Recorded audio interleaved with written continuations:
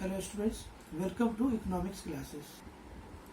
Dear students, in the previous classes we have discussed, explained the relationship between TPP, APP and MPP. Now students, today I am going to discuss one very important question. In any type of examination, this question is considered to be the very important. और बेटा उस topic का नाम है returns to a factor और law of variable proportion. तो बेटा सबसे पहले मैं बता दूं, law of variable proportion applies in the short run. और बेटा ये मैंने आपको पहले बताया हुआ था कि शॉर्ट रन में हम सिर्फ वेरिएबल फैक्टर को चेंज करते हैं। तो इस क्वेश्चन को दूसरे तरह से भी पूछ सकता है, state and explain law of variable proportion. बेटा ये 6 नंबर का क्वेश्चन आ सकता है। तो मैं आपको नटसेल में इसकी स्टोरी बता दूं कि इसका आंसर कैसे लिखेंगे। First statement, assumptions, schedule, diagram and conclusion, ये बेटा मेरा अप्रोच होगा। Now see, returns to a factor refers to the resultant increase in the total product. Total product मतलब return when only one factor is increased keeping all other factors fixed. यानी fix factor को fix रखो और अगर आप variable factor को change करते हो तो क्या होगा। ना बेटा, statement of law of variable proportion.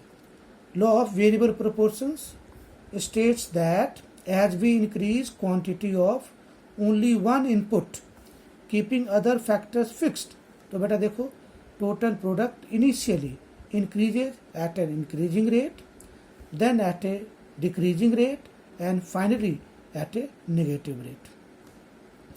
Now dear students, according to the LOBP, the change in TP and MP can be classified into following 3 phases. Phase 1, TP rises at increasing rate, MP also increases. Phase 2, TP rises at a decreasing rate, MP decreases and is positive. Phase 3, TPP falls, MPP becomes negative. इन तीनों के बारे में बात बेटा मैंने आपको relationship between TPP, APP, MPP में बताया हुआ है। Assumptions of law of variable proportion. It operates in the short run. The law applies to all fixed factor including land. Under law of variable proportion, different units of variable factor can be combined with the fixed factor. This law applies to the field of production only. तो बेटे इसके बहुत सारे assumptions हैं, we will write 2 or 3. Now students, tabular representation, law of variable proportion. Fixed factor बेटा मेरा constant है 1 1 1, variable factor 1 2 3 4 5 6, TP ये मैं बता चुका हूँ 10 30 45 52 52 48। जो मैंने पहले वाला शेड्यूल लिया था हम वो यहाँ पे भी ले सकते थे, 10 18 24 28 30 30 28। उससे बेटा मैंने MP निकाल लिया, पहला 10 30 - 10 20 45 - 30 15 7 0 4। अब बेटा इसमें मैंने फेज मार्क किया है। MP मेरा बढ़ रहा है, फेज 1 ये मेरा है increasing returns two factor, diminishing but remains positive, 0 होता है डिमिनिशिंग रिटर्न्स, और ये नेगेटिव बेटा phase 3 negative returns two factor.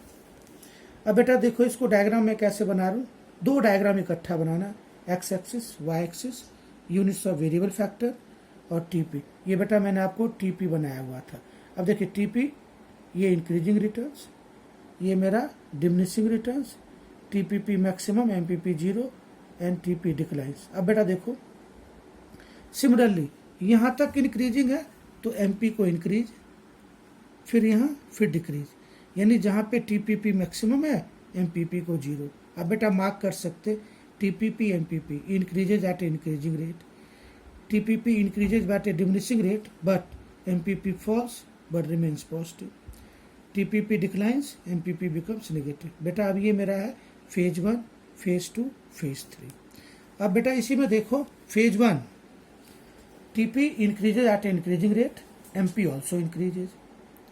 Phase 2 TP increases at a decreasing rate but MP falls. Phase 3 TP starts decreasing, MP only falls. अब बेटा इन सब में TP is maximum, MPP is 0। ये बेटा 3 फेज है। You are required to explain 3 phases. अब देखिए बेटा नेक्स्ट पेज पे कैसे हमने एक्सप्लेन किया हुआ।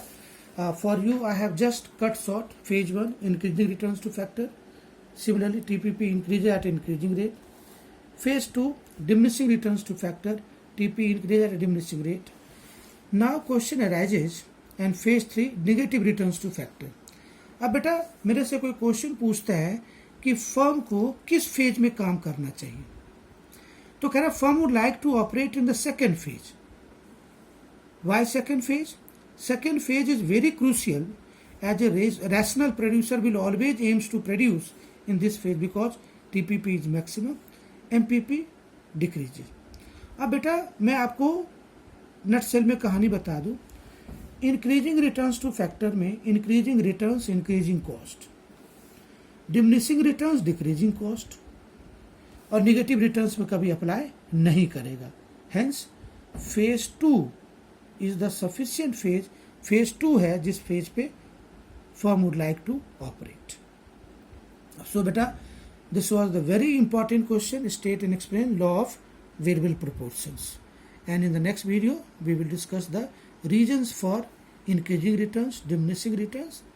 And that's all for today. Thank you.